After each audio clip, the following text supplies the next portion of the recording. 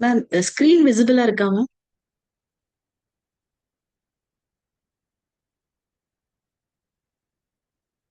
Ma'am screen okay. Okay ma'am. நான் start பண்ணிக்கிறேன் ma'am. Good morning friends. நம்ம இன்னைக்கு பார்க்க போறது வந்து அக்செப்டன்ஸை பத்தி நம்ம பார்க்க போறோம். அக்செப்டன்ஸ்னா என்ன அப்படிங்கறத பத்தி நம்ம பார்க்க போறோம் ஃப்ரெண்ட்ஸ்.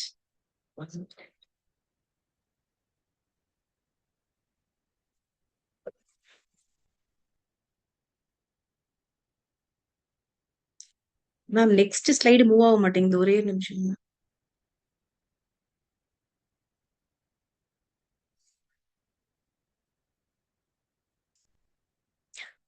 மேம் நான் இப்ப ஸ்டார்ட் பண்ணட்டுமா ma'am?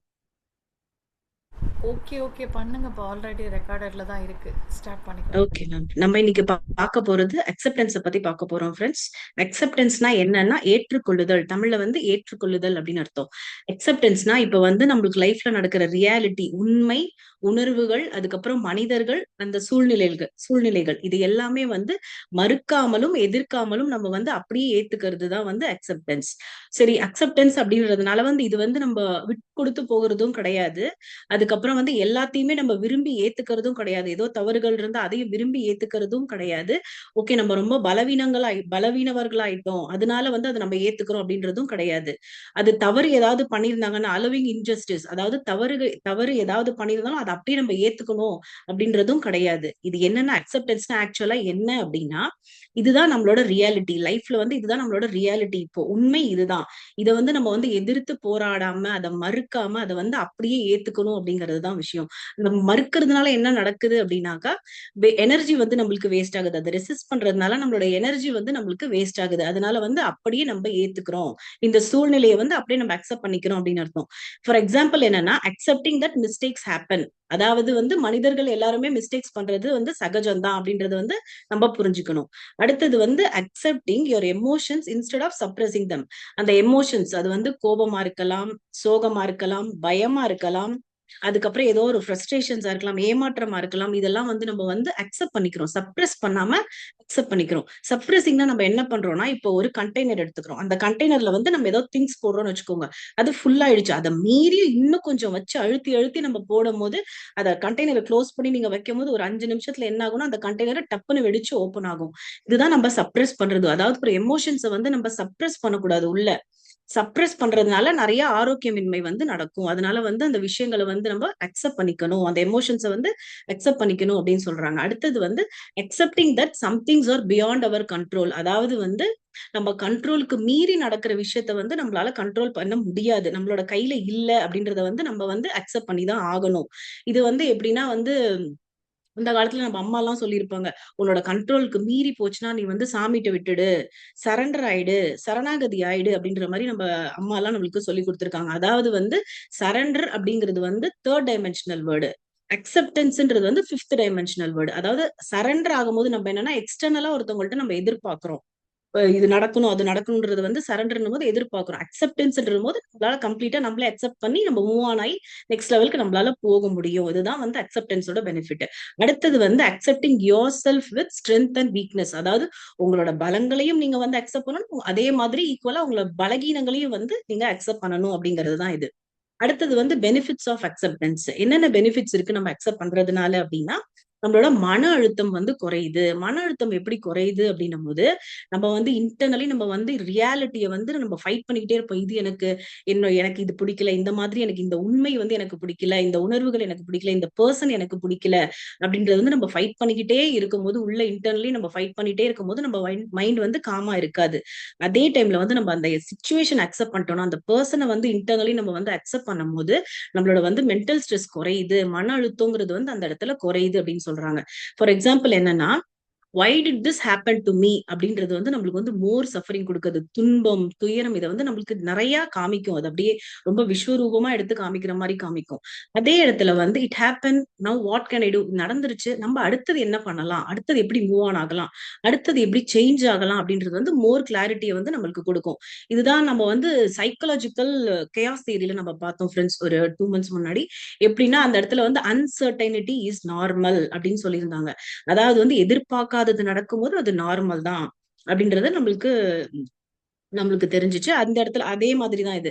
"Why did this happen to me?" அப்படின்றத வந்து ரொம்ப சஃபரிங் குடுக்குது. அதே வந்து அப்படி எப்படி நம்ம முன்னாடி எடுத்து கொண்டு போலான்றது வந்து மோர் கிளாரிட்டி குடுக்குதுன்றது வந்து அதுலயும் புரிய வச்சாங்க. அடுத்தது வந்து இம்ப்ரூவ்ஸ் எமோஷனல் ஸ்டெபிலிட்டி. அதாவது உணர்வு நிலை மேம்படுகிறது. நம்மளோட உணர்வு நிலை வந்து எமோஷன்ஸ் வந்து மேம்படுகிறது அப்படின்னு சொல்றாங்க. நம்ம சோகமா இருக்கலாம், கோபமா இருக்கலாம், ரொம்ப பயத்துல இருக்கலாம், ஏதோ ஒரு ஏமாற்றத்துல கூட இருக்கலாம். அந்த இடத்துல வந்து நம்ம ரொம்ப அக்செப்டன்ஸ்ல இருந்தோம்னா, நம்ம ரொம்ப ரியாக்டே பண்ண மாட்டோம். அப்படியே பேலன்ஸ்டா நம்ம வந்து நம்ம எமோஷன்ஸ வந்து கொண்டு போக முடியும். அதுதான் வந்து இம்ப்ரூவ்ஸ் எமோஷனல் ஸ்டெபிலிட்டி அப்படின்னு சொல்றாங்க. இந்த இடத்துல நெக்ஸ்ட் வந்து இன்க்ரீஸ் செல்ஃப் அவேர்னஸ் அப்படிங்கிறது ஃப்ரெண்ட்ஸ். செல்ஃப் அவேர்னஸ்னா சுய விழிப்புணர்வு இன்க்ரீஸ் ஆகுது அப்படின்றது. சுய விழிப்புணர்வு இந்த இடத்துல எப்படி நம்மளுக்கு இன்க்ரீஸ் ஆகுது அப்படின்னும் போது, நம்மளோட தாட்ஸையும், நம்மளோட எமோஷன்ஸையும், நம்மளோட உணர்வுகளையும், நம்மளோட எண்ணத்தையும் வந்து நம்ம வந்து அக்செப்ட் பண்ணிக்கும் போது, நம்மள பத்தின புரிதலே நம்மளுக்கு மேம்படுகிறது அப்படின்னு சொல்றாங்க. அதாவது தாட்ஸ் இப்படி இருக்கு. ஒரு ஒரு நெகட்டிவ் தாட்ஸ்ல இருந்தோம்னா, ஓகே நம்ம இப்போ வந்து இந்த சிச்சுவேஷன் நெகட்டிவ் தாட்ஸ்ல இருக்கோம்னா, நம்ம டக்குன்னு நம்மளால மாத்திக்க முடியும். அத வந்து அக்செப்ட் பண்ணிக்க முடியும். எமோஷன்ஸும் வந்து இப்ப சோகமா இருக்கும், ரொம்ப கோபமா இருக்கும் அப்படின்னு சொல்லும்போது, ஓகே இப்படி இருக்கும். நெகட்டிவ் டெண்டன்சில இருக்கும். நம்ம வந்து பாசிட்டிவ் டெண்டன்சிக்கு மாறணும்ன்றதே நம்மளே வந்து அக்செப்ட் பண்ணிக்கிட்டோம்னா, நம்மள பத்தின நம்ம புரிதல் வந்து நம்மளுக்கு இருக்கு. மேம்படும் அப்படின்றத சொல்றாங்க. இதனால வந்து பர்சனல் growth வந்து மேம்படுகிறது. மெச்சூரிட்டி லெவல் வந்து மேம்படுகிறது.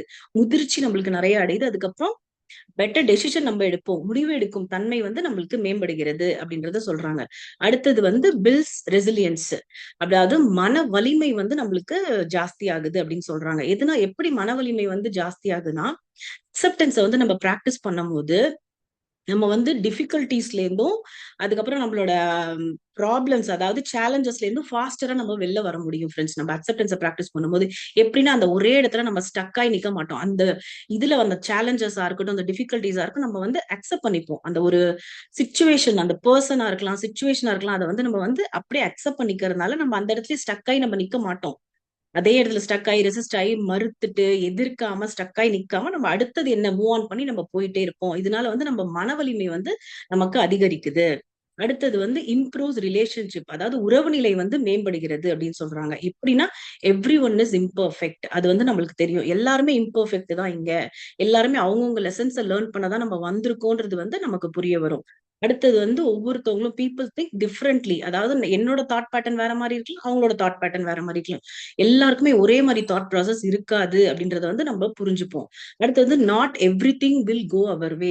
இது வந்து எனக்கு ரொம்ப பிடிச்சிருந்துச்சு ஃப்ரெண்ட்ஸ். இந்த கோட் எப்படின்னா, not everything will go our. நம்ம விருப்பப்பட்ட மாதிரியே எப்பயுமே லைஃப் இருக்காது, மாறிதான் இருக்கும். அன்சர்டைனிட்டி இஸ் நார்மல் அப்படின்றது இதுல வந்து எனக்கு புரிஞ்சுச்சு. அதே வந்து இன்னொன்னு என்னன்னா, இதுல வந்து நான் ஒரு ஆடியோ மெசேஜ் வந்து ஷேர் பண்ணிக்கணும்னு நினைக்கிறேன் ஃப்ரெண்ட்ஸ். பத்ரிஜியோடது. அவர் என்ன சொல்லியிருந்தாருன்னா வந்து, ஆல் த சோல்ஸ், எல்லா சோல்ஸுமே கரெக்டா தான் ப்ளே பண்றாங்க. அவங்கவுங்க ரோல் வந்து அவங்கவுங்க கரெக்டா தான் ப்ளே பண்றாங்க. No one is incorrect here, no one is imperfect here. எல்லாருமே பெர்ஃபெக்ட் தான். அந்த இன்ஃபென்ட் சோல்ஸா இருக்கலாம், அதுக்கப்புறம் பேபி சோல்ஸா இருக்கலாம், ஓல்ட் சோல்ஸா இருக்கலாம், எல்லாருமே இங்க பெர்ஃபெக்ட் தான். நோ ஒன் இஸ் இம்பர்ஃபெக்ட் அப்படின்னு சொல்றாங்க. நம்ம இங்க யாரையும் கம்பேரும் பண்ண தேவையில்ல, யாரையும் கம்ப்ளைண்டும் பண்ண தேவையில்ல, யாரையும் வந்து ஜட்ஜும் பண்ண தேவையில்லை. எல்லாருமே கரெக்டா தான் இருக்காங்க அப்படின்னு சொல்றாங்க ஃப்ரெண்ட்ஸ். அதே மாதிரி வந்து நம்ம மேம் வந்து கிளாஸ்ல சொல்லியிருந்தாங்க. ஒரு 1 மந்த் முன்னாடி ஒரு ஆடியோ மெசேஜ் ரொம்ப நல்லா இருந்தது. எப்படின்னா, அதாவது வந்து ஒரு பர்சனால இப்போ நம்ம ஃபேமிலி மெம்பர், உங்க மாமியாரா இருக்கலாம், மாமனாரா இருக்கலாம், உங்க ஹஸ்பண்ட், ஒய்ஃப், குழந்தைங்க, இல்ல ஆபீஸ் கொலீக் யாரா வேணா இருக்கலாம். அவங்களால ஏதோ ஒரு சேலஞ்சஸோ டிஃபிகல்டிஸோ நம்ம ஃபேஸ் பண்ணும்போது அவங்க வந்து மாறுறதுக்கான டைம் நம்ம வந்து கொடுக்கணும். இப்ப ஃபேமிலி மெம்பரே இருக்கட்டும், உங்க ஹஸ்பண்டே இருக்கட்டும், உங்க ஒய்ஃபே இருக்கட்டும், அவங்க மாறுறதுக்கான டைம் வந்து நம்ம கொடுக்கணும் அப்படின்றத சொன்னாங்க.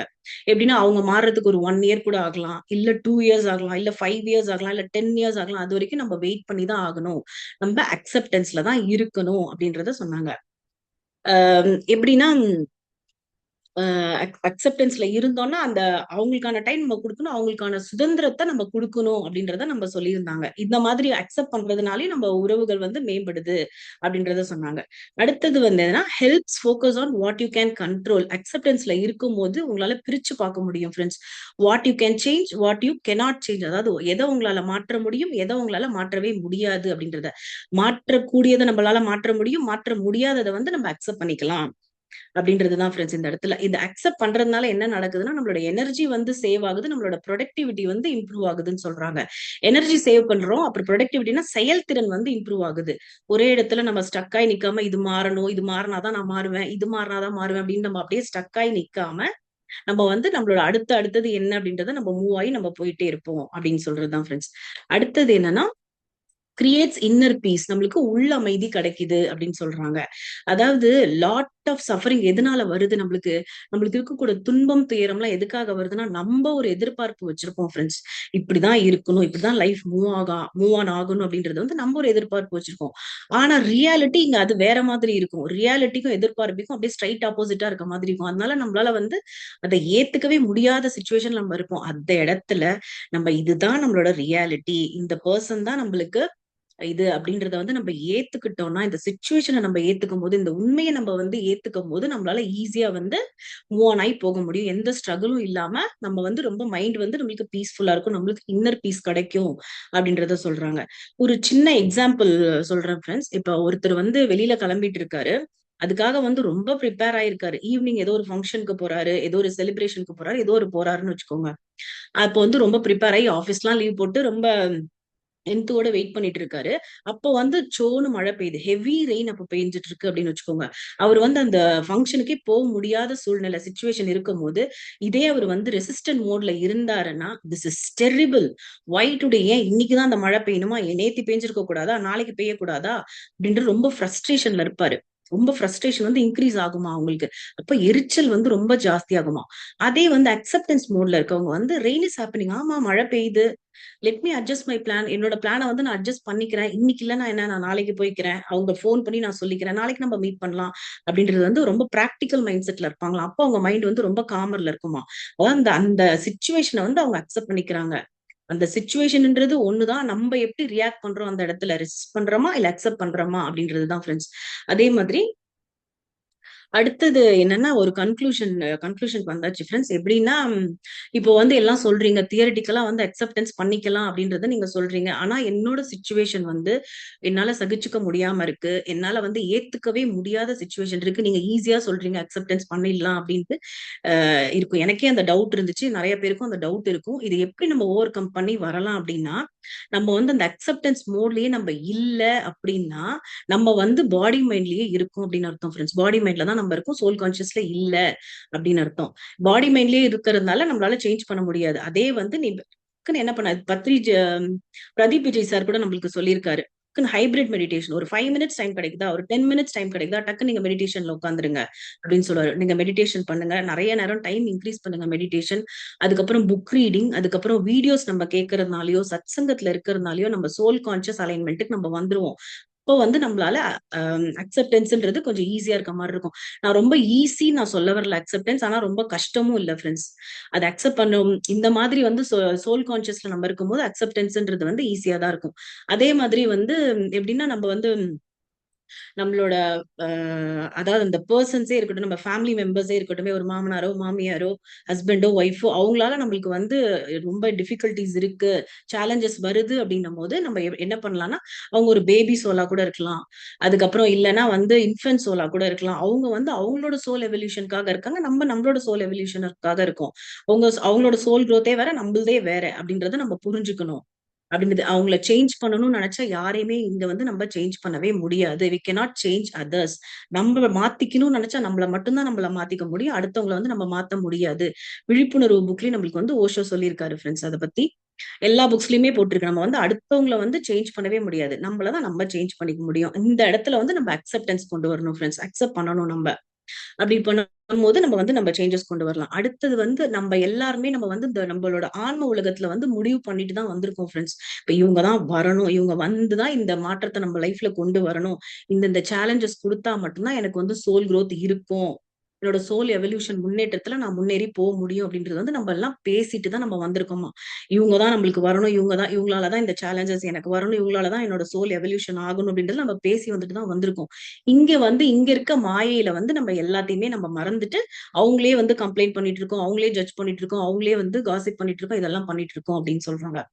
அதனால வந்து அதை ஸ்டாப் பண்ணிட்டு நம்ம கம்ப்ளீட்டா அக்செப்ட் பண்ணிக்கணும். இப்ப இருக்க சூழ்நிலையா இருந்தாலும், இப்ப இருக்க அந்த பர்சன்ஸா இருந்தாலும், இது உண்மை ரியாலிட்டியா இருந்தாலும், அதை வந்து நம்ம கம்ப்ளீட்டா அக்செப்ட் பண்ணிக்கணும் அப்படின்றத சொல்றாங்க ஃப்ரெண்ட்ஸ். அடுத்தது எப்படின்னா, நம்மளோட சோலோட இயல்பே வந்து ரொம்ப ஜாய்ஃபுல்லாவும், ரொம்ப காமாவும், ரொம்ப மன அமைதியாவும், மன நிம்மதியாவும் இருக்கிறது தான் நம்மளோட சோலோட இயல்பே.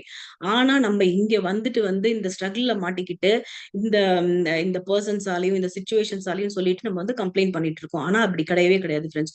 எவ்ளோ வந்து நம்மளுக்கு வந்து ஸ்ட்ரகிள் இருந்தாலும், அதுலயும் நம்மளால ஜாய்ஃபுல்லா இருக்க முடியும்.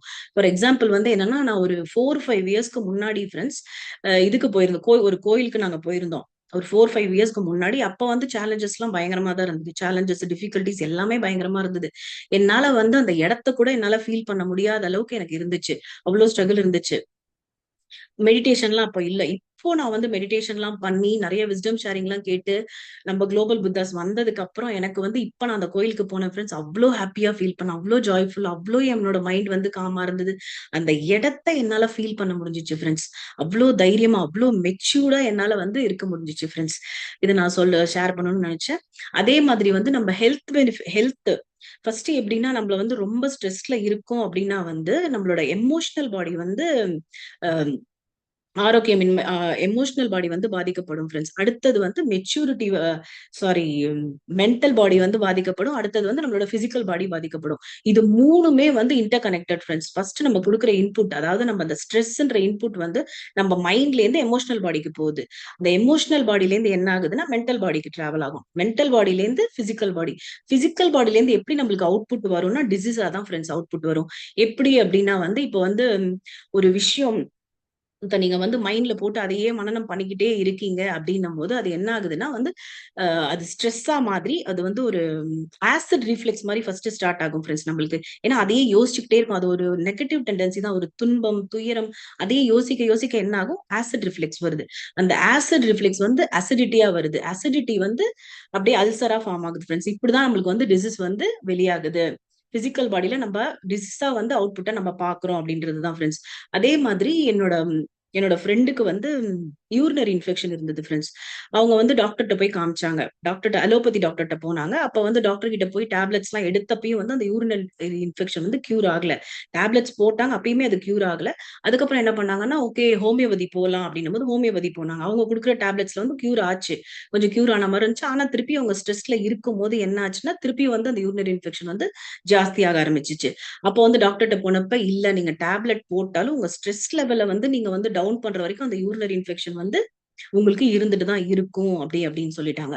ஓகே அப்படின்னு சொன்னோனே, சரி அப்படின்னு சொல்லிட்டு என்ன பண்ணாங்க, அவங்க வந்து அப்படியே காம் டவுன்.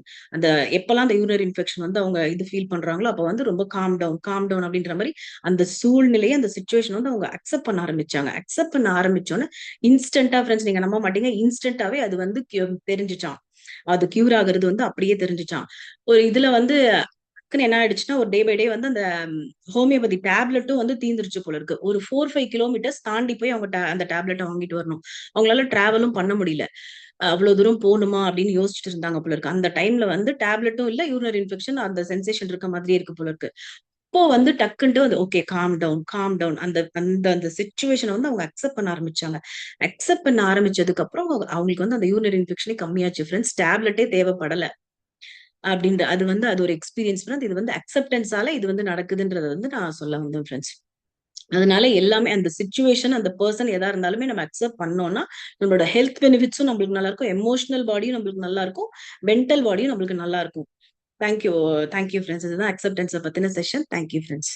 இந்த வாய்ப்பு குடுத்த கோமதி மேம்க்கும், உங்க எல்லாருக்குமே நன்றிய தெரிவிச்சுக்கிறேன். Thank you friends.